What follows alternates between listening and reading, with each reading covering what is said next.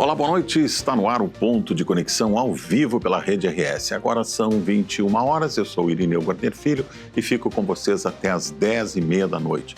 No programa de hoje nós vamos falar sobre a educação no Rio Grande do Sul.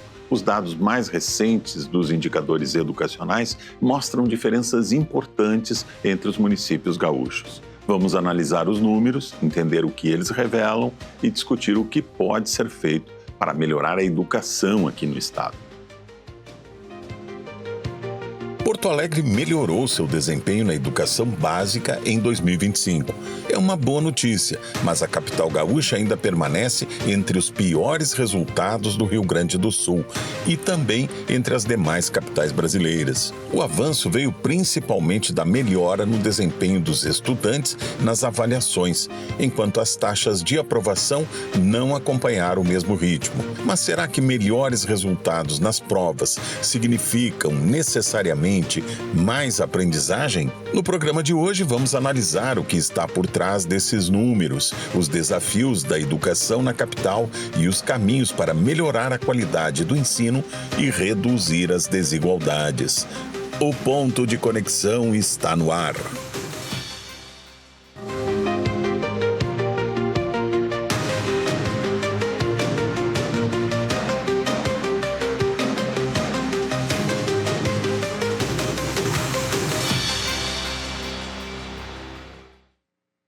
E a nossa bancada está pronta para trazer as análises do assunto de hoje a você que está conectado com a gente, seja na TV aberta, pelo canal 55.1, na Claro TV, pelo 511, ou mesmo no YouTube, em @canal Rede RS.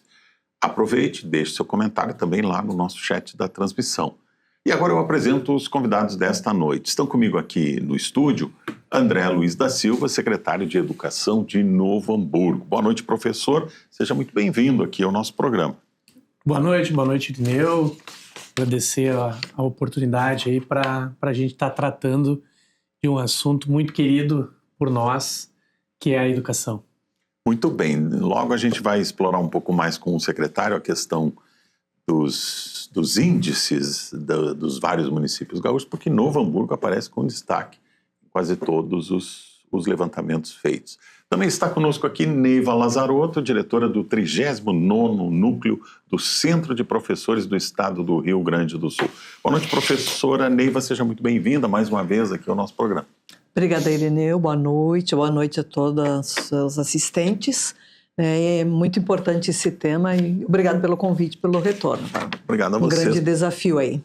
Obrigado a vocês por terem aceitado o nosso convite e estarem aqui conosco esta noite para a gente entender melhor esses índices. Bom, completa a bancada desta noite, Oswaldo Dalpiaz, presidente do Sindicato dos Estabelecimentos Particulares de Ensino, o SINEP. O professor Dalpiaz já esteve aqui conosco outras vezes. Boa noite, professor. Seja bem-vindo mais uma vez. Boa noite. É uma bela oportunidade. E é uma bela oportunidade porque nós podemos, nesses momentos, discutir sobre o sentido, o significado de uma avaliação. Por que avaliar? Por quê? Né? Nós estamos aqui ao lado do André, que é secretário municipal lá de Novo Hamburgo, e ele, mais do que nós, né, Neiva? Talvez possa dizer, com os pés mais no chão do que nós, o quanto é importante fazer uma gestão a partir de números, a partir de índices. Porque essas avaliações acabam sendo que nem o GPS. Olha, vai por aqui, vai por lá, olha, muda a rota, não é bem isso, lá tem muito trânsito, né? Então, assim, é bonito falar sobre esse tema, e para quem trabalha em educação e quer que as coisas melhorem, né? Nada melhor também do que analisar os dados, os números, os resultados que foram apresentados. Muito bem, então a gente vai dar uma olhada nesses números, depois nós fazemos aqui uma rodada para a gente falar um pouco sobre eles. Vamos lá então. Nós temos aqui o Índice de Qualidade de Ensino no Rio Grande do Sul, que é o IDEB, né, o Índice de Desenvolvimento da Educação Básica.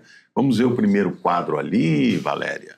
O ano referência é 2025. Então nós temos lá Nos anos iniciais, Novo Hamburgo com nota 6,2, Caxias do Sul 6,1, Santa Maria vem em terceiro com 5,9, Gravataí também 5,9, Passo Fundo 5,7, Viamão também 5,7, São Leopoldo 5,4, Rio Grande 5,4, Canoas 5,3, Pelotas 5,1 e Porto Alegre 5. São os principais municípios aqui, a gente pegou os maiores municípios gaúchos, os 11 maiores municípios, para a gente ter uma ideia. E depois vamos lá para os anos finais. De novo, Novo Hamburgo aparece com a melhor nota, 5,1, Caxias 5, Santa Maria 4,9, Gravataí 4,8, Viamão 4,7, Canoas 4,6, Passo Fundo 4,6, Rio Grande 4,5, São Leopoldo 4,5, Porto Alegre 4,2, de novo lá atrás, mas não é a última, agora é a penúltima. E Pelotas, então, agora aparece em último, com 4,2. Porto Alegre, já dissemos na abertura do programa, tem um dos piores índices entre as capitais brasileiras. Eu quero agora fazer uma rodada aqui com os nossos, uma primeira rodada aqui com os nossos convidados, perguntando exatamente isso. Qual é a leitura que a gente pode fazer desses números? O que eles nos dizem? O professor Dalpiaz falou muito bem, fez uma analogia muito boa aqui com o GPS.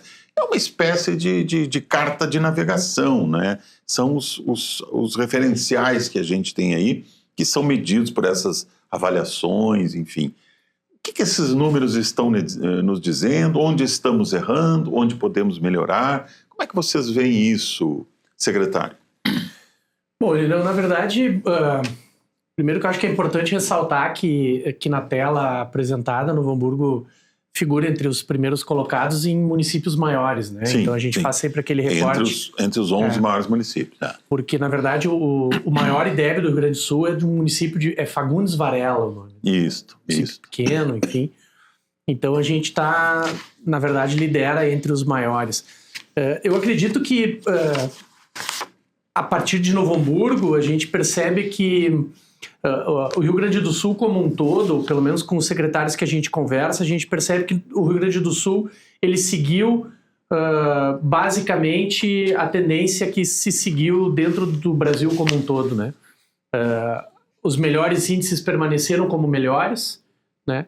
Mas se percebeu muito a redução, mesmo que menor, que pequena ainda, mas já se começa a perceber um pouco a redução da desigualdade, ou seja, com os índices muito baixos conseguiram crescer gradativamente. O resultado disso é os números de Novo Hamburgo. Nós tivemos 24 escolas das 52 que fazem e prestam a prova do SAEB, do IDEB, para o IDEB.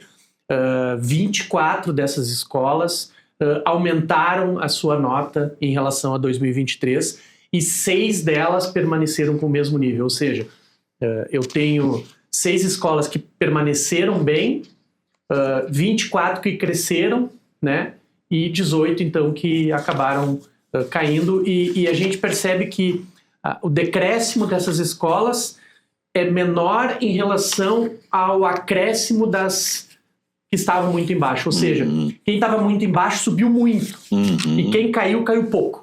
Nivelou um pouco. Isso. Então isso é um trabalho que claro, toda a Secretaria de Educação visa, né, e nivelou fazer. Por cima, né, professor? A ideia é sempre tentar nivelar por cima. Não por baixo. Né? Então acho que eu penso que dessa forma a gente consegue então ter um indicativo e acaba podendo criar, de certa forma, estratégias e políticas públicas para continuar avançando dessa forma. O senhor lembra a nota de Fagundes Varela? 8,3. 8,3. É a nota mais alta. Deixa eu confirmar minha cola aqui, mas... Os municípios. Aí, no total de municípios... 8,3, Fagundes Varela, 8,3 e 2 Lajados e Harmonia e Estância Estrela Velha com 8. São os 3, 4 maiores. Sim. Do ensino dos anos iniciais. Dos anos iniciais. Os anos iniciais, a melhor média é Ipiranga do Sul. 8,7. Então minha cola tá... Sabe o que é? Eu também entrei nesta, André. O jornal traz recortes. A Zona Sul, a Zona Norte, o Centro, a Serra, e aí vai dando números, né? Por exemplo, essa aqui, Ipiranga. O jornal de hoje traz comparativo entre a Serra e a região Sul. E aí, então, os índices já são diferentes. Sim. Sim.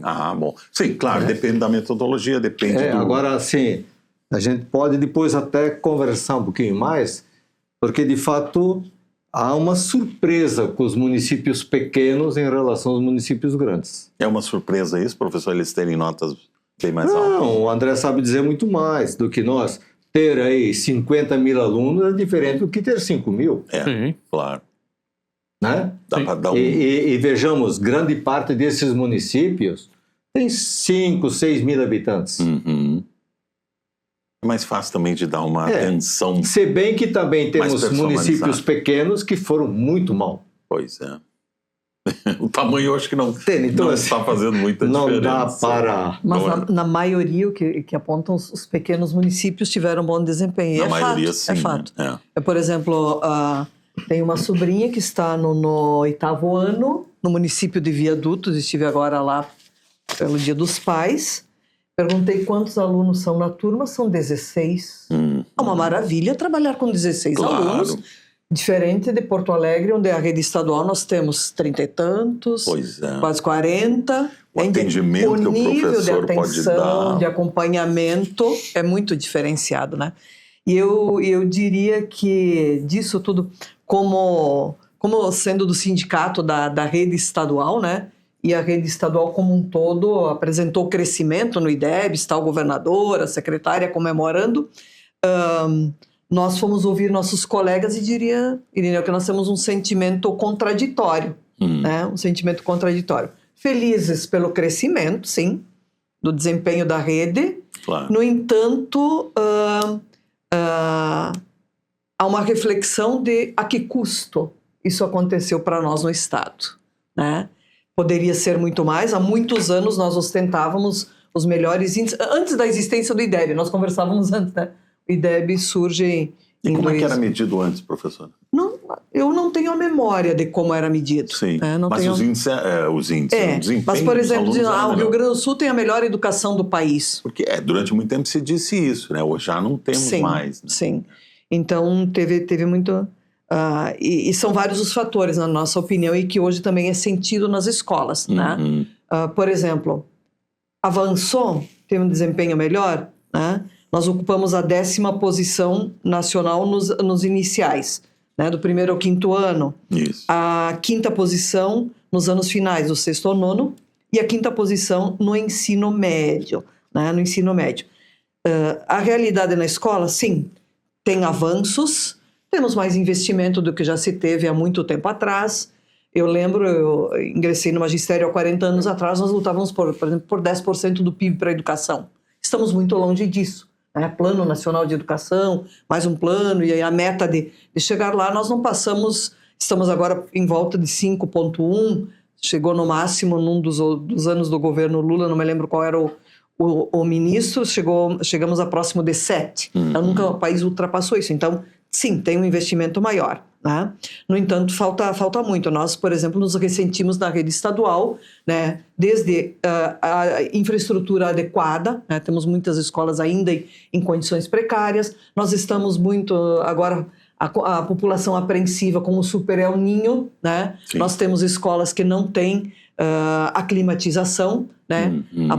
O ano passado, o início do ano passado, daquele calor extremo, fez revelar que nós tínhamos mais de 800 escolas das 2.300 sem ar-condicionado. Inclusive as aulas em alguns momentos foram suspensas. Foram suspensas, sim, foi uma intervenção nossa do sindicato, a exigência. Do excesso exatamente. do calor. Então, desde isso, a questão das bibliotecas. Bibliotecas foram fechadas, veio a tecnologia fantástica e tudo mais, né? Mas os países mais avançados hoje fazem um retorno, nós comentávamos, a escrita, a manuscrita, o caderno, a caneta. Entende? Então tem... Não se substitui o livro por internet. Né? E para concluir essa primeira intervenção, dizendo da contradição que nós nos sentimos, sim, cresceu, comemoramos, e quero agradecer aos meus colegas, né, as equipes diretivas, em especial os professores, as professoras que são a maioria lá na sala de aula, que produziram esse resultado.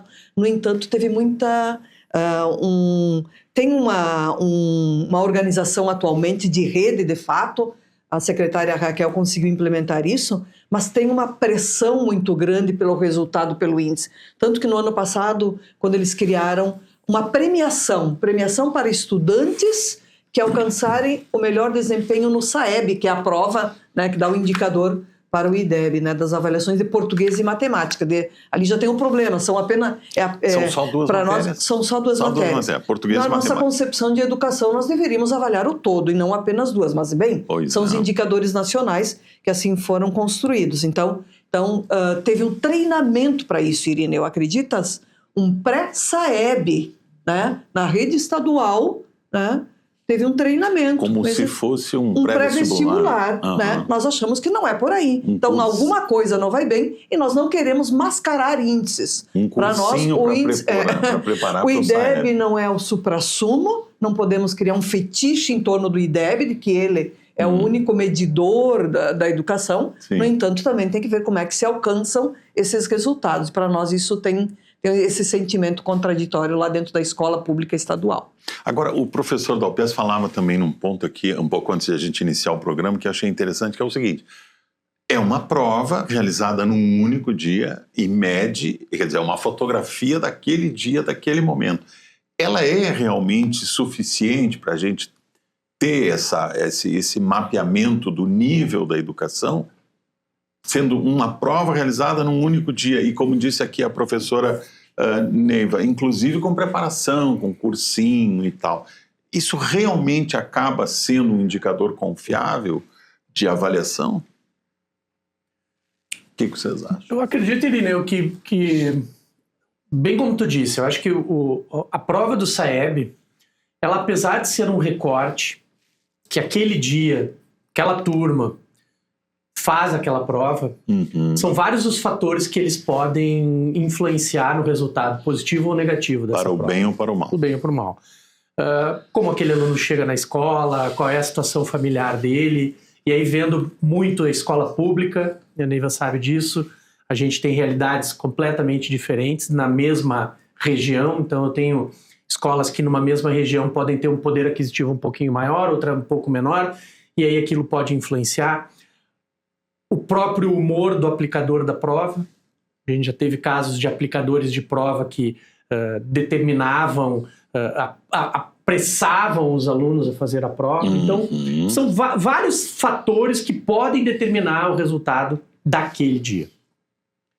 Qual é a importância desse índice, na minha opinião? Assim? É que a gente, apesar dele aferir exatamente isso, ele é um modelo a qual a gente consegue identificar através dessas matrizes as quais elas são calculadas, não só a nossa média, mas principalmente aquilo que a gente chama de proeficiência, ou seja, o quanto aquele aluno está efetivamente aprendendo.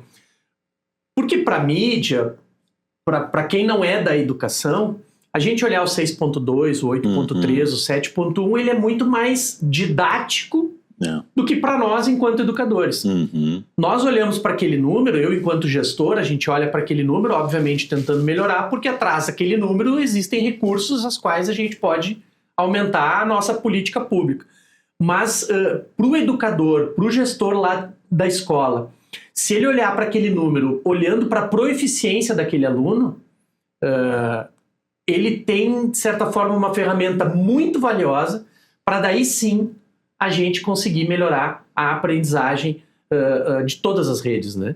Então, acho que esse talvez é o pulo do gato do SAEB, né? É a gente olhar, porque a prova, a forma de como ela é calculada, Irineu, ela, de certa forma, ela limita, por exemplo, o chute. Ah, sim. Então, sim, se um aluno, ele erra uma questão fácil, mas acerta uma questão difícil, parte-se do princípio que ele está chutando. Mas a prova é objetiva. A prova é objetiva. Mas a matriz de correção dela faz com que consegue detectar isso. Se detecte e se identifique. E ela existe e quando tu faz ela tem um caminho, né? Ela começa fácil, dela vai difícil, dela volta para ser fácil de novo, e aí ela vai difícil, inclusive para tentar identificar exatamente esse perfil de como o aluno está fazendo a prova, né? Então, mais do que olhar para a nota, é olhar para a proeficiência, tanto de português e matemática, para daí a gente poder, inclusive, melhorar a nossa prática diária lá dentro da sala de aula. É muito interessante isso, vai acompanhando o desempenho do aluno ao longo da prova. Sim, né? tem uma cientificidade nisso, né? Quer dizer, A educação é ensino. esperado que ele, né, acerte mais as mais fáceis e tenha mais erros nas mais difíceis. Se isso não acontecer, alguma coisa está errada. Na metodologia da teoria de resposta ao item, que que fundamenta a estrutura da prova. Porque assim, quando nós estudávamos, primeira pergunta, segunda pergunta, se a primeira tinha relação com a segunda ou com a terceira, pouco importava, né? Eram gavetas, e aí o aluno respondia. Sim. Agora, com essa metodologia, se ele, por exemplo, errar uma pergunta fácil, identificada como fácil, e acerta a difícil, na prova dele, o valor dado à resposta difícil não tem tanto valor quanto de outro aluno. A prova consegue fazer, Consegue fazer isso. Tem a relação. Tem pesos diferentes. Pesos diferentes, em momentos diferentes. Então é muito interessante. Bem interessante. O Enem segue a mesma metodologia. Mesma metodologia. Porque, como o André falou, o problema assim da prova não é uma informação isolada, é uma informação conectada. Claro. O aluno é proficiente, ele está por dentro, ele domina todo o esquema ou ele vive de gavetas? E aí é que a questão é séria. Bom, e tem a avaliação de português. E aí tem uma parte escrita, tem uma redação, ou não? Tem? Não tem uma redação. No SAEB não. Não tem. E aí avalia só questões de gramática, ortografia, interpretação. Mas é uma prova em si muito bem elaborada. Né? Há dificuldades na administração desta prova. Muita dificuldade. Administração? Por quê? Horário, material que chega em tempo, material adequado. Então tem uma porção de coisas. Eu falo isso porque o ensino privado praticamente não participa dessa avaliação. Não. As escolas públicas são obrigadas. O ensino privado é convidado. É opcional. É opcional. E quando faz esta opção, muitas vezes a escola não acata muito bem porque a opção vem de fora, não vem de dentro. Por exemplo, assim, aí eu quero 30 alunos de 8ª série. Não, eu tenho 3 turmas de 8ª série. Então, assim, a escola privada gostaria que a prova fosse aplicada, por exemplo, para todas as 8ª séries. Ou, vamos pegar aqui, o 9º ano, né? Todo o 9º ano. E que a escola recebesse a avaliação dessas provas. E a escola não recebe. Porque a próxima pergunta que eu ia fazer a vocês é exatamente essa. Existem diferenças nas avaliações de escolas públicas e privadas? Tem uma diferença aí? Não, a prova é a mesma. Não, eu digo assim, nos resultados. De desempenho, por óbvio. Se a gente for olhar assim, a média de aprovação, a média de aprendizagem, a gente sabe que o ensino privado está mais alto. Está mais alto. Sim, né? A curva está sempre superior à do ensino privado. Desculpe, ensino público. Né? A média. Mas isso tem razões socioeconômicas, né? Por exemplo, as escolas de melhor desempenho da rede pública estadual são as escolas Tiradentes, escola militar, né? Quer dizer, nós temos que militarizar a educação? Não é por aí. É que tem uma seleção, quer dizer, já parte de uma seleção, tem um tempo integral que funciona de fato, né, com condições pedagógicas, profissionais suficientes nessas escolas, laboratórios, bibliotecas, etc. Muito do que nos falta na escola da rede pública estadual regular. Né? Por exemplo, nós temos uma preocupação muito grande agora com o ensino médio integral, que é uma tendência, né, de ser uma das prioridades da educação nacional e inclusive dos candidatos ao governo do estado. Eu acompanhei os debates, já 2, né, um específico sobre educação, e os 4 principais candidatos apresentavam. Estão se Uma das comprometendo com essa prioridades é o ideia. ensino médio integral, o ensino técnico, né? Aí nós ficamos muito preocupados, como sendo da rede estadual, se o ensino médio integral, né? Uma coisa é lá na educação privada, uma coisa é a classe média, uma coisa é a elite, garantir ensino para os seus filhos o dia inteiro, né? É de alta qualidade. Nós não, colocaram médio integral, mesmo número de profissionais, não ampliaram a estrutura, mais laboratórios, equipamento de biblioteca, etc. Então, fica o dia inteiro, não se criou condições de ter no turno integralizado, oficinas, né? Nem todas as escolas, aliás, a maioria não tem um ginásio de esportes coberto, uma quadra coberta para o exercício da educação física no outro turno, no próprio turno. Enfim, nós estamos longe das condições adequadas para ser um ensino de fato integral. É manter, tanto que está dando evasão no médio, e o desempenho do ensino médio é o mais baixo do que os anos iniciais e dos finais do fundamental. Então, nos preocupa muito isso. Mas agora, em relação à educação física, vai melhorar com a terceira aula que vamos ter aí? E as condições, professor? Né? Entende? Então, às vezes, as soluções, não sei quem pensa determinadas soluções, ao invés, né, de ouvir exatamente os educadores, as escolas, sim, tem muita coisa que está acertada. Por exemplo, né, a metodologia da prova com essa cientificidade para verificar a proficiência é algo avançado, claro. Né? Mas tem essas contradições, né? Uma aula a mais sem as condições não vai resolver. Sim. Não vai resolver. Então, a gente está muito preocupado, né, e tem uma contradição nisso. Quem cuida desse assunto e, enfim, que elabora as provas, está preocupado também com a questão, avalia-se também a questão da evasão escolar, por exemplo, dos alunos que estão abandonando a escola. Isso entra nesses estudos? Ele entra à medida que a prova, o índice do IDEB, ele também tem um coeficiente de cálculo a partir dos índices de aprovação e reprovação, evasão escolar, enfim, abandono. Então, assim, municípios que têm proficiências altas, mas ao mesmo tempo têm também altos índices de reprovação, abandono e evasão, acabam tendo uma média de IDEB menor do que municípios que, por exemplo, têm índices de aprovação ou reprovação menores. Reprovação, no caso, né, menores.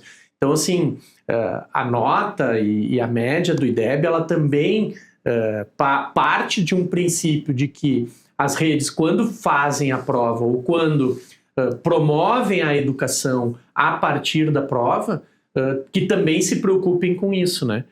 Porque, na verdade, o incentivo, talvez, do SAEB e do IDEB, lá em 2005, quando iniciou, era talvez gerar um índice comparativo entre redes, estadual, privada e municipal, entre municípios, estados, regiões, mas, ao mesmo tempo, de também fomentar que a educação ela acabe trabalhando em conjunto, tanto na sua proficiência, ou seja, naquilo que o aluno está aprendendo, quanto com a sua permanência dentro da escola, né? Essa talvez era o grande objetivo, e a partir de 2020, com o incremento do VAR, isso acabou se potencializando cada vez mais, né? Agora, foi uma tirada muito boa do governo, como política pública, colocar este índice, né, associado a 2 fatores, né, uma equação que resulta da análise de 2 itens, né? Porque se fosse um só, seria muito injusto, muito mentiroso, inclusive.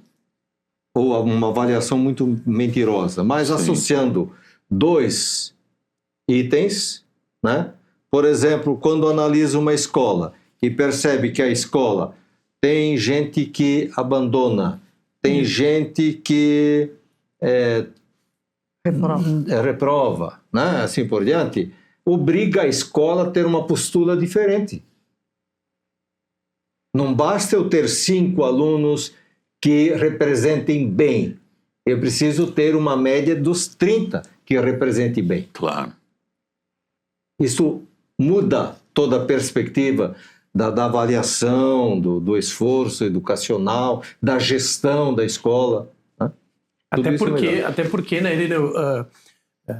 para que a nota seja computada e válida para as médias, por exemplo, do município, aquela escola ela tem que garantir pelo menos 80% de participação na prova. Sim. Então, vamos lá. Pode reunir um grupinho de alunos. Não adianta numa turma de 9º ano eu ter 20 alunos Sim. e eu tenho 5 que eu sei que não vão ir bem na prova e mandar eles ficar em casa.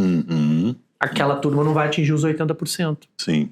Né? Então, também existem alguns gatilhos para que a escola trabalhe de forma a promover a equidade dentro do ensino. Não adianta só eu potencializar o ensino para os bons em detrimento daqueles que têm maiores dificuldades. Né? Então, eu tenho que promover o ensino de uma maneira a qual eu consiga potencializar todas as suas qualidades, ou seja, que os bons continuem crescendo, mas que aqueles que têm muita dificuldade consigam paulatinamente ir avançando até chegar no patamar que eles vão conseguir, que às vezes não é lá em cima, às vezes não é junto com os melhores, Sim. mas esse desnível entre eles mesmos. é da vida, né? Nem Eu acho sempre nós que- vamos Porque ter todos assim, iguais. Né? eu conversei certa vez com o diretor de uma faculdade pequena, e ele me disse assim: o papel social da minha faculdade é imenso, porque há faculdades que pegam alunos com média 7 e os leva a 9. Eu pego alunos aqui na faculdade vamos pegar aqui 1 e 2 e os levo a 7. É uma riqueza social muito grande. Então, numa turma de alunos, que você tem 30 alunos, tem 7, 8 que saem muito bem e os demais estão lá embaixo? Não. Eu tenho que pegar lá embaixo, levá-los até o patamar que eles podem ir. E acho que essa é a grande reflexão que tem que ser feita sobre isso. Sim, é um indicador, apresenta alguns resultados, aponta elementos para traçar uma política para o gestor, digamos, ou para a própria escola. Tem a meta X, né? A meta do IDEB. Vai ser alcançada ou não. Mas na medida que é apenas no português e a matemática, sim, é domínio universal, né? Tem que ser domínio universal a língua, Claro. o raciocínio matemático, lógico, etc. No entanto, é parcial. Você não está avaliando toda a gama de conhecimento do ser humano. Exatamente. Né? E o que é desenvolvido, o que é trabalhado na escola, depois na universidade. Então acho que pode servir para alguma coisa, mas peca, é parcial. Precisaríamos ter avançado para as demais áreas do conhecimento. Né? Nós somos as ciências da natureza, as ciências... Né? Olha só como a vida está exigindo muito. Fenômenos climáticos, né? Tem exigências de conhecimento, de aprofundamento, de conhecimento, de avanço. As ciências sociais, entende? Então é parcial. Acho que esse é um dos pecados, né, dessa avaliação. Nós podemos ter lá, por exemplo, né, professor, um gênio musical que vai mal As artes. em português ou em matemática, né? Um grande pintor, talvez um futuro Van Gogh, um futuro Beethoven, que não passaria e não teria uma nota boa nesse exame. Agora eu queria voltar na questão. Por que pequenos municípios... Novo Hamburgo, entre as cidades de mais de 200 mil habitantes, é a cidade de destaque, tem vários, vários níveis ali da classificação, né? Eu fui olhar a reportagem e ver. Acho que tem muito, e também o Oswaldo dizia, sim, a rede privada é superior, óbvio. Por isso que eu digo, tem o ponto de partida. O ponto de partida, qual é o ponto de partida? Que são as condições. Desse o exemplo agora do papel relevante dessa universidade, né? É a situação socioeconômica, cultural das famílias, do estudante, de onde ele parte, qual a condição. A condição do nosso estudante lá da Cruzeiro, lá da Lomba do Pinheiro, lá da Restinga, né? É um ponto de partida diferenciado do estudante atendido pela rede privada de Porto Alegre. Vamos imaginar, né, professor, um dia de verão com 40 graus, o aluno que está estudando uma sala com ar refrigerado. Sim. E o outro que está estudando com telhado de zinco. Aqui na PUC. Exatamente. E o outro está com telhado de zinco com 60 graus dentro da sala. O ponto de partida. A capacidade de aprendizagem não vai ser a mesma. A capacidade de entender o que está sendo explicado não vai ser a mesma, né? Obviamente. Com certeza. Então, desde esse é o ponto de partida. Óbvio que o esforço desse vai ser maior dos professores, claro. As condições. Nós temos professores falando da formação. Hoje nós temos 65% da rede estadual ativa formada por contratos temporários. Contratação temporária. Sim. Né? Na verdade é temporária, mas muitos ficam ad eternum, acabam por se aposentar com contratação temporária. 75%? 65% a média estadual. Em Porto Alegre, bateu mais de 80%. Temporários? Porto Alegre, sim, temporários. Muitos destes, professor Oswaldo, formados em EAD. Então, nós também temos quase todas as condições, né?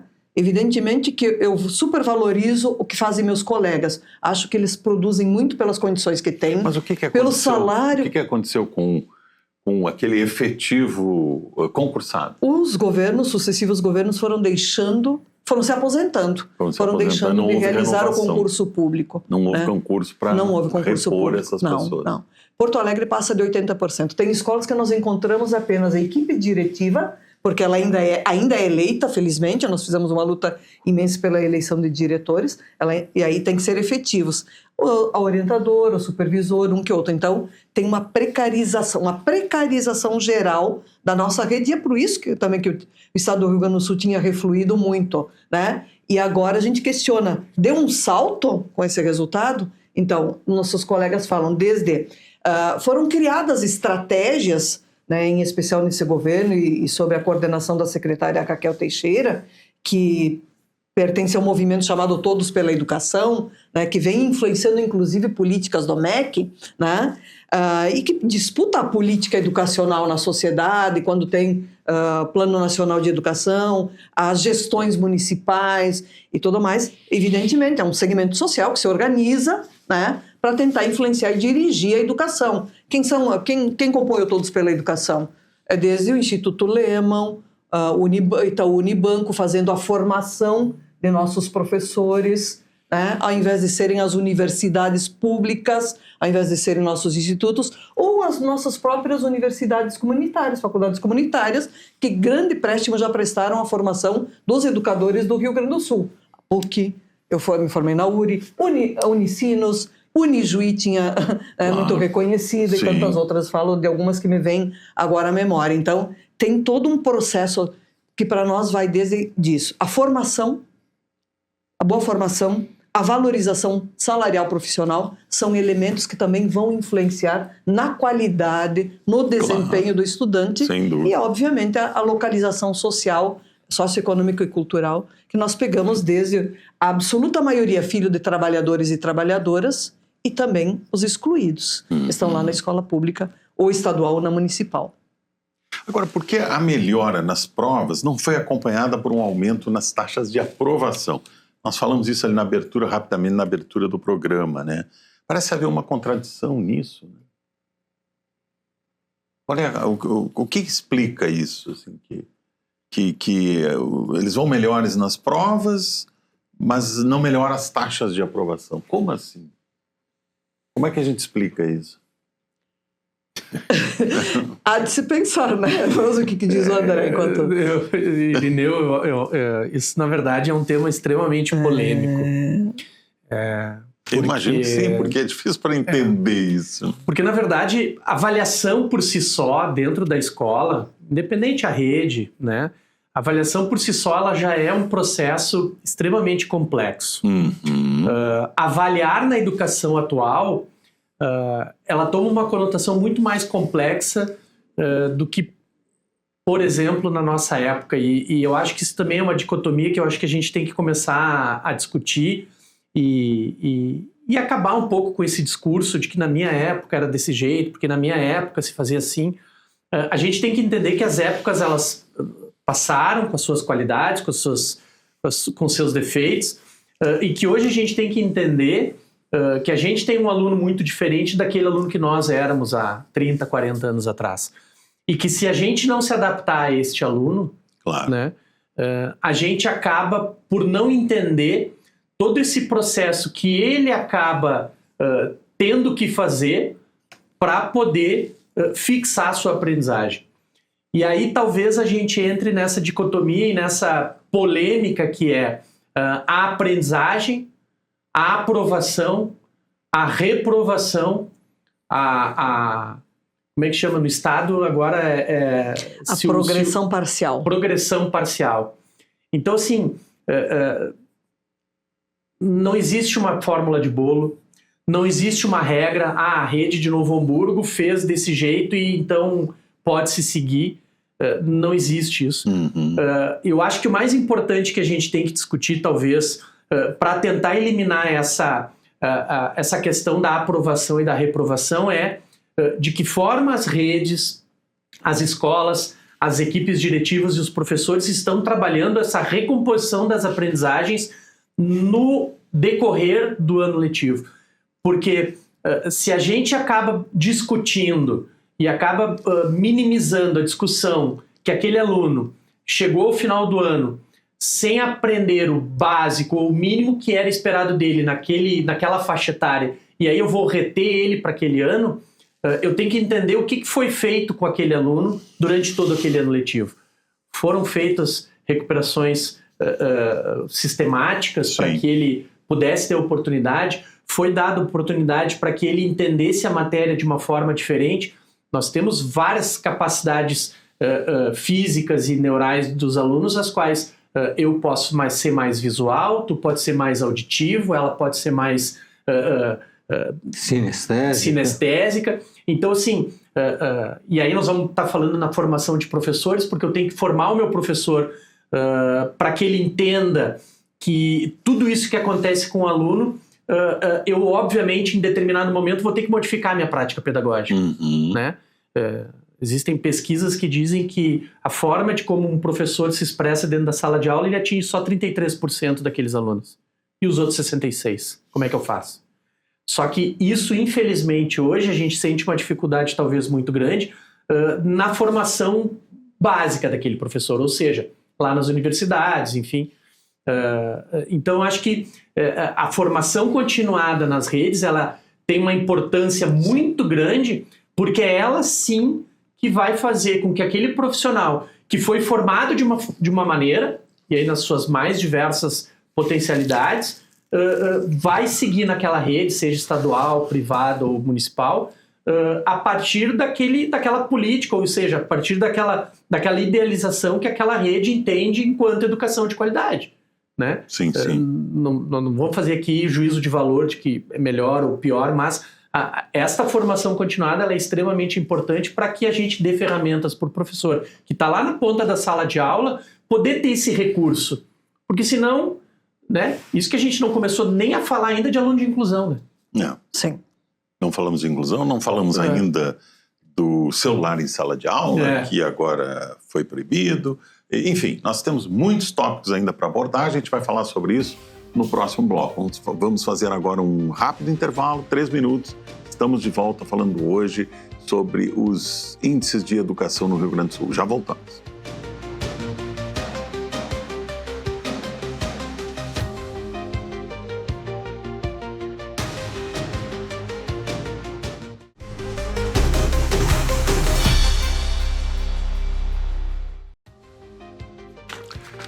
Muito bem, o Ponto de Conexão está de volta e hoje o programa discute os índices de educação no Rio Grande do Sul. Os dados mostram avanços e estabilidade em alguns indicadores e também desafios que continuam presentes. Para falar sobre o assunto estão comigo aqui no estúdio esta noite André Luiz da Silva, secretário de Educação de Novo Hamburgo, Neiva Lazarotto, diretora do 30º Núcleo do Centro de Professores do Estado do Rio Grande do Sul, e completa a nossa bancada de hoje, Oswaldo Dalpiaz, presidente do Sindicato dos Estabelecimentos Particulares de Ensino, o SINEP.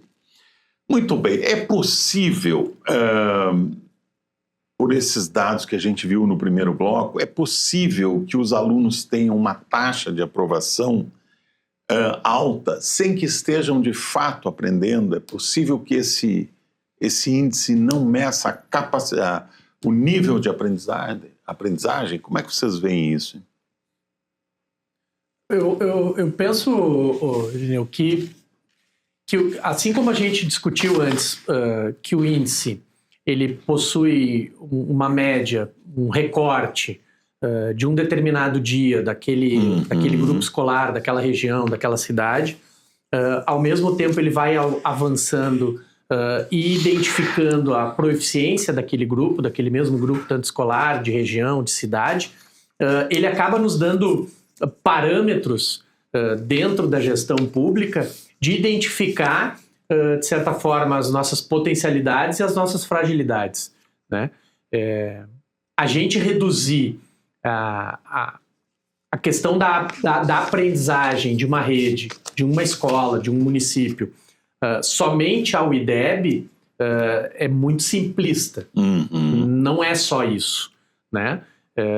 A gente identificar que uma rede, que uma escola está aprovando alunos sem o conhecimento básico para isso, não é o IDEB que vai aferir isso para mim. São outros indicadores. Sim. Né?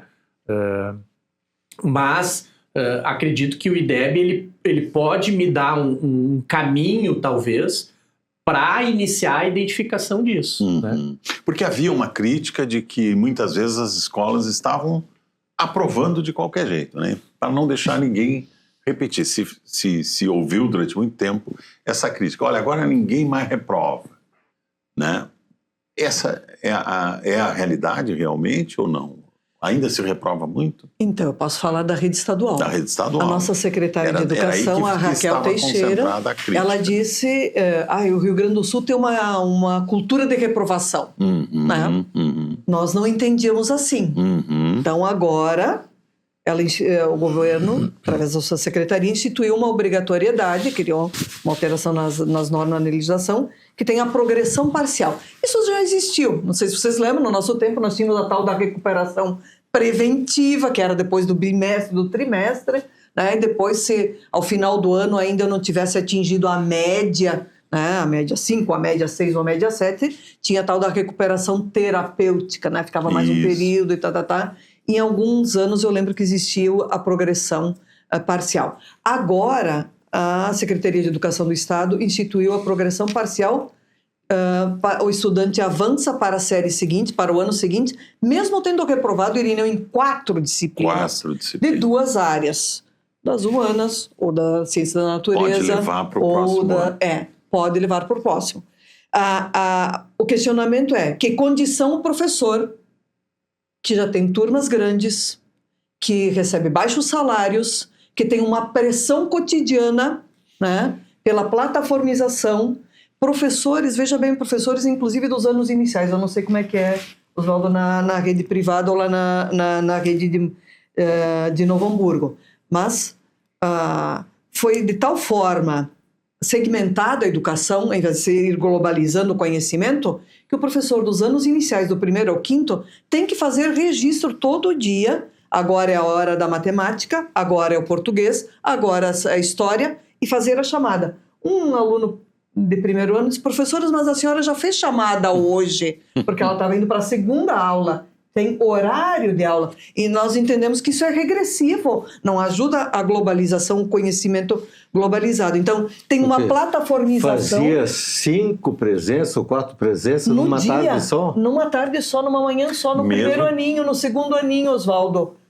Entendeu? Que os alunos isso é regressivo. Isso aqui nas nossas escolas? Nas nossas escolas. Para mim, isso é regressivo. Entende? Então, tem uma exigência muito grande. Nós chamamos que isso é uma plataformização. O objetivo é ter um controle, porque tem que cumprir o currículo, o conteúdo agora me fugiu o termo que eu tenho que colocar lá.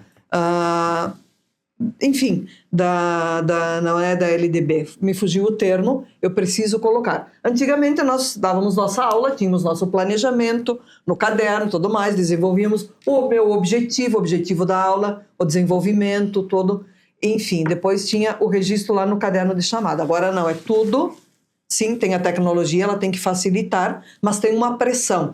E o Estado foi conseguindo uma padronização, porque foi criando estratégias. né? A secretaria criou mentorias. Como é que chegaram as mentoras nas escolas? Como uma auxiliar para a orientação, para a supervisão escolar e para o professor. Não, mas ela é mais do que isso.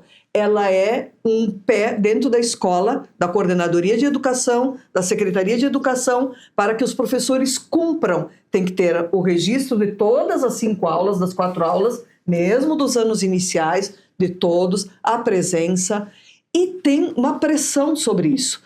Está gerando um grau de adoecimento. Nossos colegas falam que eles estão cansados, esgotados de planilhas e mais planilhas, preenchimento de planilhas sem sentido, porque as informações se cruzam. Tem informações que elas são cruzadas pelo sistema educacional. Então, um trabalho redobrado desnecessário, né? Gerado um grau de adoecimento, a pressão desses mentores, a pressão sobre a escola para que ela cumpra. E tem situações, nós falávamos antes da aprovação, da reprovação. A escola faz a busca ativa, né? O estudante está faltando, então lá vai a supervisora, lá vai a orientadora conversar, o professor buscar a família, por que o estudante, a Ana Maria, a Neiva, o Pedro, estão faltando, vai buscar. Bem, tem a dificuldade da família, tem o adoecimento, tem a falta de condição de transporte, inclusive, né, porque não tem o transporte gratuito para todos. Então, tem vários fatores que dificultam a chegada, a permanência do estudante no ensino médio também. Então, face à busca ativa, ainda assim não se consegue manter, né? Em especial do médio, falei antes da evasão. Nós entramos numa sala de aula onde os estudantes no turno da tarde estavam prostrados, desanimados, porque é o dia inteiro a aula, sim. Nos foi prometido muita coisa, que eu falei antes dos laboratórios, Sim. de mais professores, de novas metodologias, e não tem como. Com o atual número de educadores, com a atual estrutura da rede pública estadual, é impossível dar um salto de qualidade. Tem um grau de exigência de cobrança imenso, que gera um adoecimento. Os índices de adoecimento mental, vocês devem ter visto já muitas pesquisas, estão revelando isso. É lamentável. Então, como produzir, de fato, uma qualidade? Precisa passar por uma revolução isso. Desde a valorização, formação continuada, com tempo de reunião, não tem, é esporádica, a reunião não é semanal, enfim. E turno integral, com o aluno sentado o dia inteiro na sua classe, na sua carteira, não vai funcionar mesmo. Com perdão do exagero, não pode ser uma política de encarceramento de estudantes. Quem é que consegue manter a concentração o dia inteiro sentado numa cadeira? Né? Claro que, assim, quando a gente fala no IDEB, tipo de prova, assim, há uma série de indicadores, uma série de elementos que eles estão imbricados, né? Estão imbricados. Né? A presidente da Undime, Ana Paula, ela é secretária lá de São Francisco de Paula. E eu fiquei, assim, muito surpreso quando num desses encontros ela disse que os ônibus que transportam os estudantes fazem diariamente 8.000 quilômetros. Não sei quantos fazem lá no Hamburgo, mas é uma quilometragem. 8.000 quilômetros? Por dia. Em São Francisco. Em São Francisco de Paula. Ela tem lá não sei quantos ônibus, né? Somando a quilometragem que todos os ônibus fazem, chega a 8.000. Ah, mas é uma quilometragem. Não, a quilometragem. Agora você vê assim, o que representa isso? Por um lado, uma secretária que tem que se virar nos 30 para garantir o acesso. Garantir o acesso, cuidar do motorista, né? Chove, dá uma trovoada, as dificuldades todas. As estradas. No inverno não pode sair muito tarde porque escurece, fica difícil. Então, assim, é um esforço que muitos secretários fazem, né? É muito, muito impressionante. Fico encantado com essas histórias, né? Porque se você, por exemplo, olha o ensino privado, ele não tem algumas dificuldades que o ensino público tem, né? E E o ensino privado, ele tem muitas exigências. Exige muito. Né? E se você pega, por exemplo, anos iniciais, o índice de alfabetização na idade certa, olha, deve chegar a 99,9%. Estou exagerando. Sim. Mas para dizer que o índice é alto. Né? Então, esse aluno...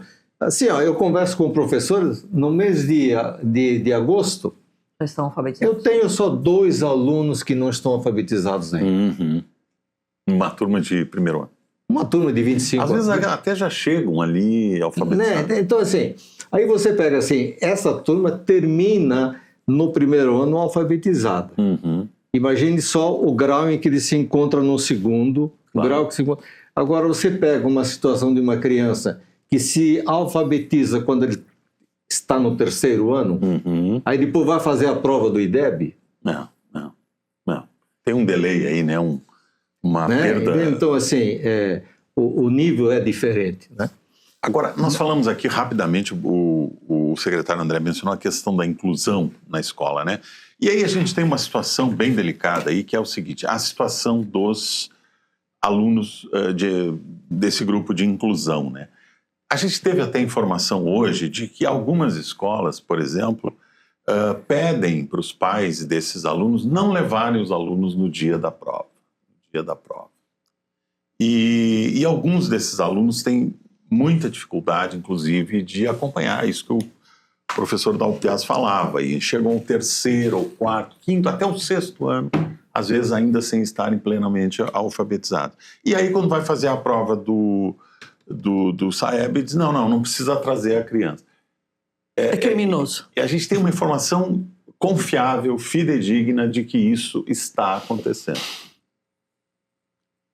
Então, nós temos um debate, tem alguns textos de análise, eu li da professora Lígia Bacarin, que é uma professora do Paraná, onde ela trabalha a ideia de que existe uma fetichização, um fetichismo do IDEB, o IDEB é tudo, não, o IDEB não é tudo.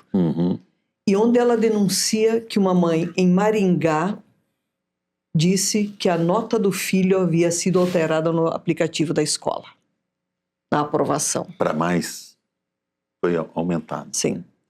Aqui no Rio Grande do Sul, eu posso dizer, porque eu acompanhei no mês final do primeiro trimestre, fevereiro, março, abril, escolas receberam orientação para excluírem da lista de chamada os estudantes que não tinham pelo menos 75% de frequência, os maiores de idade, no ensino médio. Sim, o maior de idade ele poderia ir para a EJA, outro, não é obrigatório, mas é um direito. Ele é do estudante que não se alfabetizou na idade certa, ou que teve a reprovação, porque precisou sair, esse caso que o professor da dificuldade, etc. mencionou, Então, é uma ano. realidade muito diferenciada. É aquilo que eu dizia, do ponto de partida, a localização social socioeconômica. Então, nós estamos observando que tem um mascaramento dos resultados, que chega a ser uma farsa, num sentido. Porque você tem o treinamento, você tem alteração da presença, né? E se há uma exclusão de alguns para não se há rebaixar exclusão a de algum, nota. não reflete a realidade de fato. Pelo menos não reflete o todo. Mas isso é muito grave, né? Então, está aparecendo isso agora. Além disso, tem algo que, na nossa concepção de educação, não é o ideal. Não sei se isso existe nas redes municipais ou não, que é uma premiação para os melhores. Né? A Rede Estadual do Rio Grande do Sul instituiu a premiação para as melhores escolas, as escolas que obtiverem o melhor índice, para os estudantes que obtiverem a melhor nota no SAEB, para o primeiro lugar da turma, R$3.000, para o segundo lugar da turma, R$2.000, para o terceiro lugar, R$1.000. Que concepção de educação é essa? Eu preciso estimular, preciso valorizar, sim, né, os melhores. Mas e quem ficou lá atrás? Antes, né, o secretário André disse que observava que na rede de Novo Hamburgo estava havendo um crescimento, uma diminuição da diferença entre os que estavam com menor desempenho. Sim. Bom, Um esse é nivelamento o por almejado. Eu preciso dar mais condições. Tem estados, inclusive o Rio Grande do Sul adotou isso, e eu fui ver no Ceará, por que o Ceará também, que cria um estímulo, um repasse maior de ICMS aos municípios com melhor desempenho. Então, ele já é o melhor, ele vai receber mais como premiação, mas e o que ficou lá atrás? Não é ele que precisa de mais aporte, de mais atenção, de mais cuidado? Vai Então, aumentar, acho que tem algo que não está bem ali. Vai aumentar o ó, desnível aí, né? Tem algo que não vai bem nessa situação. Então, não reproduz a realidade tal qual ela é, e tem mecanismos que são digamos assim, táticas ou até manobras para se chegar ao resultado. Isso tudo é muito grave, né, professora? Porque assim, é um índice tido como, né, um balizador, uma referência. Importante, a gente viu aqui que ele tem vários furos aí, né? Tem vários pontos de atenção, para dizer o mínimo aí, que mereceriam uma atenção maior. Né? Agora, William, eu acho que a evasão diminuiu bastante nos últimos anos. Há um trabalho muito intenso do Ministério Público. Eu sei disso porque eu participo de um comitê de busca ativa, inclusive amanhã teremos reunião, em que há um acompanhamento assim, muito sério, né? Eu fui professor do Estado, eu trabalhava numa escola onde a relação dos professores com a direção era muito boa. Muito boa. Mas nós tínhamos uma evasão à noite muito grande. Muito grande. Assim, uma turma de 40 alunos frequentavam normalmente 10, 12 no final do ano. É mesmo? E era um trabalho assim de chamar, eu sei que a direção fazia um esforço muito grande, mas gente, quantas vezes eu mandei para casa jovens do primeiro, segundo ano que vinham debaixo de chuva, vai para casa, cuidar da saúde, depois você aprende geografia num outro momento.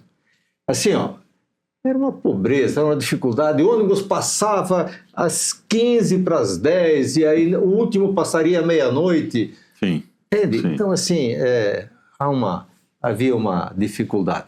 Mas em relação, assim, a esse cuidado agora da evasão, está sendo muito forte. A própria pandemia e a própria enchente mexeu muito com essa estrutura. Tivemos um aumento muito grande de evasão. Mas isso... Muitos saíram e não voltaram mais. Mas se criou uma política no sentido, gente, temos que olhar. Mas se fez uma busca ativa, se foi... E se faz. O Estado foi atrás... E se faz porque hoje se estabeleceu um trabalho de rede. Não é só a escola. Sim. É o Conselho Tutelar, é a Secretaria da Saúde, porque muitas vezes a evasão é motivada por uma doença. E quem é que vai cuidar da doença? A Secretaria da Saúde. Sim. Não é o Conselho Tutelar. Está se fazendo e o percentual de evasão diminuiu muito, muito. Até porque no próprio índice de desenvolvimento, o item evasão pesa muito. Sim. Então, se a escola tiver muita evasão, mesmo que saia bem numa prova... Cai a nota. Cai a nota. Isso é interessante. Então, Agora, essa é uma pergunta mais dirigida aqui ao secretário André. O que os municípios secretário, que estão no topo do ranking, o que eles estão fazendo de diferente daqueles que estão lá atrás? Bom, acho que basicamente o que a gente já conseguiu identificar e perceber... Qual é a receita de vocês, Novo Hamburgo? Esses municípios que atingiram índices mais elevados e tanto dentro do Rio Grande do Sul, mesmo municípios menores e mesmo municípios maiores, Brasil afora, a gente percebeu, de certa forma, quase que um mesmo sistema, uma mesma fórmula, que vai muito de encontro ao que o Oswaldo falou na rede privada. a alfabetização, a consolidação da alfabetização e principalmente esse trabalho de alfabetização iniciado a partir da educação infantil. Sim. Né? Não deixar com que essa alfabetização aconteça a partir do primeiro ano. Tem que começar antes. Tem que começar antes. Tem que começar antes.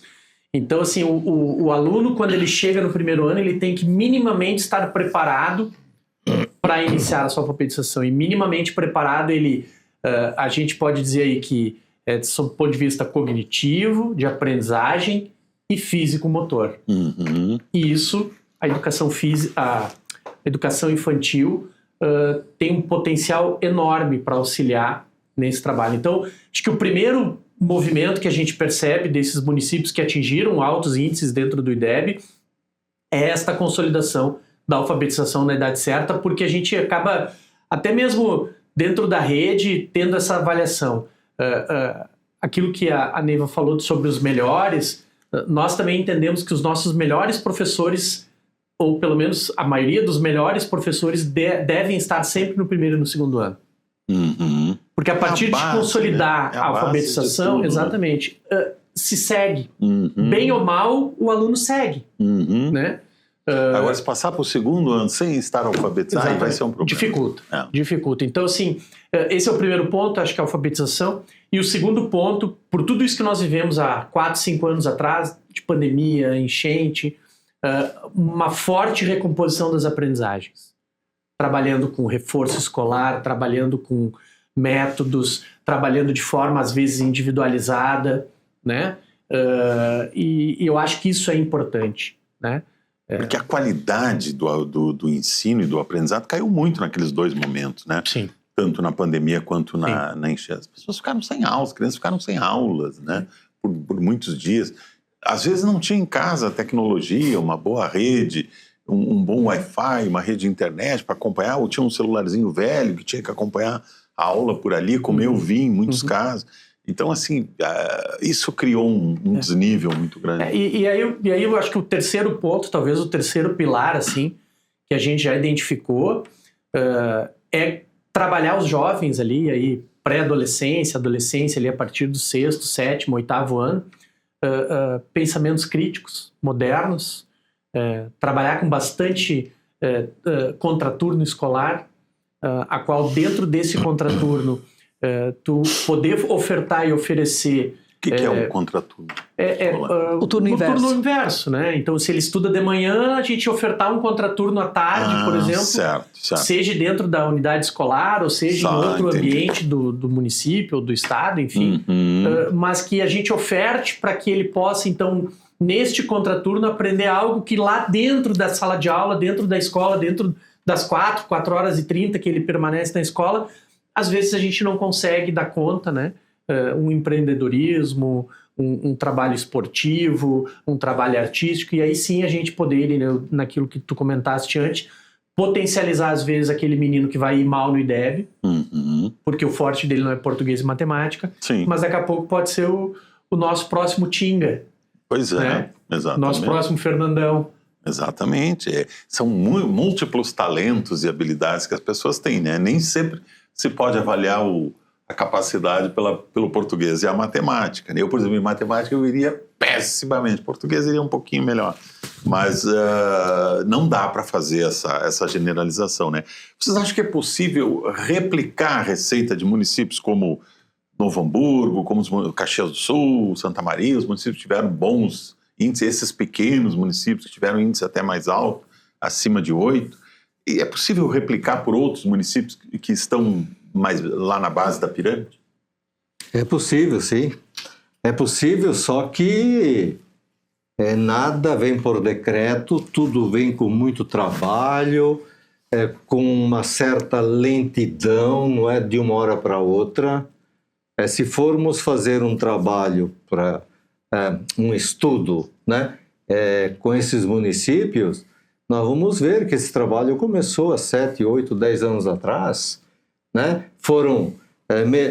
O município começou a melhorar em relação a um ponto da avaliação, depois melhorou no segundo, melhorou no terceiro, e aí existe um crescimento homogêneo.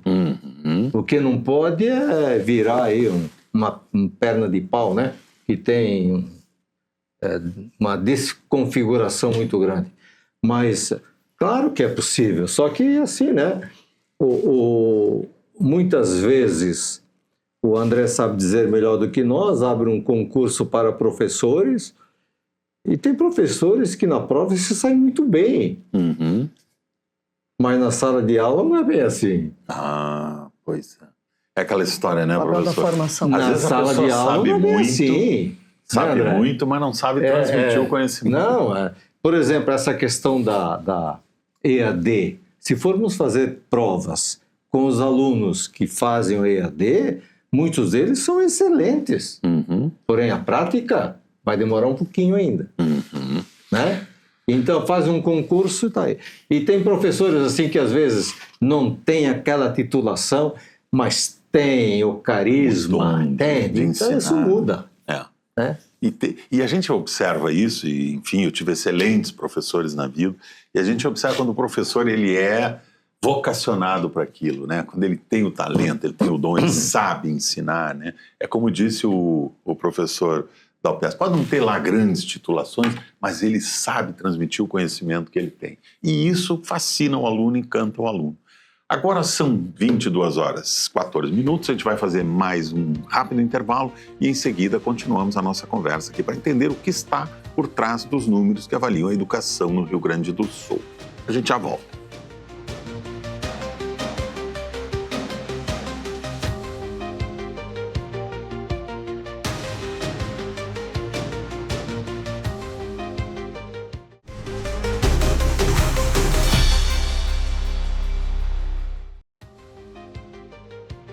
Muito bem, estamos de volta com o Ponto de Conexão. Esse é o último bloco do programa, que hoje faz uma análise dos indicadores da educação no Rio Grande do Sul. A gente passou nos 2 blocos anteriores por vários pontos, entender melhor como funcionam esses índices, como essas provas são executadas e como a avaliação é feita. E agora a gente vai encaminhando já o programa aqui para o seu segmento final. Eu queria ouvir dos nossos convidados uma avaliação final aqui, as considerações finais deles sobre o que nos dizem esses números e o que podemos fazer para melhorá-los. Inclusive, é possível melhorar essa avaliação, é possível torná-la mais precisa, enfim, onde é que dá para mexer, onde é que dá para melhorar, o que ainda precisamos, quais são os gargalos que ainda precisamos resolver, os nós que precisamos desatar. Gostaria de ouvir os nossos convidados sobre isso. Vamos pela ordem de apresentação aqui com o secretário de Educação de Novo Hamburgo, André Luiz da Silva. Bom, Irineu, primeiro agradecer a oportunidade de estar aí discutindo a educação. Eu penso que os resultados do IDEB, as médias do IDEB, os resultados do SAEB, eles nos mostram que pouco a pouco as redes estão conseguindo diminuir as desigualdades, né? O Rio Grande do Sul acompanhou mais ou menos a média nacional e isso, de certa forma, é importante para a gente que trabalha com educação e principalmente nós que trabalhamos com a educação pública num sentido mais amplo, de mostrar que essas desigualdades, quanto menores elas são, maior é a aprendizagem do aluno. Então, acho que talvez o que fica talvez de aprendizagem para esse IDEB é essa amostragem da redução das desigualdades. Ao mesmo tempo que a gente percebe que políticas públicas que fortaleçam a alfabetização, a recomposição das aprendizagens e principalmente sistemas próprios de avaliação, como a gente estava comentando no intervalo, assim como Novo Hamburgo faz com a Avalia Novo Hamburgo. Vocês fazem 3 avaliações por ano. Isso, nós fazemos 3 amostragens, né? 3 avaliações em todas as séries, né? Inclusive com provas adaptadas para alunos de inclusão, para mais ou menos tentar nos balizar aonde estamos, para onde queremos ir. Então, acho que são movimentos importantes que as redes devem começar a se preocupar a partir de agora. Mas vejo de forma muito positiva os resultados que nós tivemos agora em 2025. Muito bem. Professora Neiva. Então, eu diria que assim, como melhorar? mais investimento, mais investimento, mais investimento. Investimento na formação inicial dos professores, investimento na formação continuada, na melhoria da infraestrutura escolar, o acesso, seja o transporte, né? É maravilhoso ver mesmo nos municípios que tem o transporte que leva os alunos do meio rural para a sede. Isso melhorou bastante. Melhorou bastante. Acho que tem políticas nacionais Sim. das últimas décadas que elas deram um impulso. Hoje não precisa mais o ir a transporte cavalo escolar, pra escola, exatamente. né? Assim como acho que a gente teve um avanço extraordinário, a ampliação das universidades públicas, Claro. os institutos federais são para nós um modelo Claro. para o ensino médio, né? Hoje eu vejo a indústria, vi as entidades empresariais falando da necessidade de ensino técnico, então Sim. tem uma nova demanda, mas é investimento, é por aí que vai. E eu quero completar mais um dado do que, para depois finalizar voltando ao investimento. O que o IDEB não está levando em conta? O Instituto Península, em 2003, afirmou que apenas 20% dos docentes brasileiros se sentem valorizados na sua profissão. Isso é um dado alarmante para nós. Estudos do INEP de 2022 e 2023 indicam que 62% dos professores da educação básica relataram sintomas de estresse, ansiedade e depressão. Inclusive, muitas vezes esses sintomas se desenvolveram pela pressão das mantenedoras, né, o caso aqui do Rio Grande do Sul, pela obtenção dos resultados justamente nas avaliações em larga escala. Também já tinha feito referência que tem sido excessivamente valorizados. E para nós, a avaliação é muito além das provas padronizadas. Tem outros dados também. O Ministério dos Direitos Humanos e Cidadania, em 2023, registrou mais de 13 mil ataques físicos ou psicológicos no contexto escolar, 10 vezes mais do que em 2013. O último relatório do PISA, indicador da OCDE, consta que 63% dos estudantes brasileiros ficam nervosos, tensos ou desamparados resolvendo problemas matemáticos e 23% se sentem sozinhos na escola. Então tem um conjunto de coisas a ser olhado. E para terminar, que eu disse que eu ia falar do investimento, Márcio Postman, que hoje dirige o IBGE, quando dirigia o IPEA em 2009, produziu esse livrinho que eu acho que eu já trouxe junto da outra vez. Qual desenvolvimento? Porque acho que a gente tem que agora, está em também um momento de eleições, qual é o projeto de país, um país soberano, com ciência, tecnologia, nós temos terras raras, nós tivemos a Petrobras, que impulsionou o desenvolvimento, nós temos a Embrapa, nós temos, pode ter a criação de uma estatal das terras raras, enfim, nós temos que pensar, ousar, né? E o IPEA, em 2011, publicou seu comunicado número 75, dizia os efeitos econômicos do gasto social. Porque hoje se fala, o Estado está gastando muito, tem que ter ajuste, tem que ter arcabouço fiscal. Não, é o contrário. Para que nós tenhamos um país altamente desenvolvido do ponto de vista econômico, social, cultural, é preciso mais investimento. Nós não somos um país pobre, somos a 8ª, 10ª economia, a 7ª do planeta. Né? Então, só quero terminar com isso. Cada R$1 investido em educação, ele fazia a multiplicação do ponto de vista do PIB para 1,85, ou seja, R$1 gerava 85 centavos. Né? Para a renda familiar, 1,67. Vou comparar com o quê? Com a exportação das commodities, que é a nossa principal pauta brasileira, né? Produtos semi-elaborados, não industrializados, grãos, carnes, minérios, apenas 1,40. A metade do investimento em educação. Então, vale a pena investir em educação. Ela gera desenvolvimento social, econômico e cultural. Tá aí o exemplo da Coreia do Sul e de tantos países que fizeram isso e em 30 anos deram um salto extraordinário e se tornaram grandes potências econômicas. Professor Dalpiaz, para encerrar. Seja bem-vinda à avaliação. Desde que ela seja bem clara, objetiva, sem cunho ideológico, mas uma avaliação técnica, ela é importantíssima para saber onde a gente está, para onde a gente quer chegar. Né? Mas quando a gente fala em SAEB, ou fala no IDEB, a gente não pode esquecer que esta avaliação ela é precedida por uma outra avaliação que nós diríamos assim, uma avaliação processual. Ou seja, Se a escola não consegue fazer uma boa avaliação nas suas aulas, no seu dia a dia da escola, na sua vida do dia a dia, não vai fazer um bom IDEP. Não vai fazer um bom IDEP, não, uma boa prova do SAEB. Né? Entende? Uma coisa leva a outra, que leva a uma terceira. Então, assim, o que deve provocar no Brasil hoje é uma consciência de que a avaliação é necessária. Tem que ter a referência. E um debate desses ajuda a motivar e a olhar essas avaliações de maneira positiva. É muito triste dizer que o aluno ficou nervoso, abatido e não conseguiu fazer porque perdeu a calma na hora da prova. Por que perdeu a calma? Existem fatores que têm que ser eliminados na avaliação processual. Muito bem.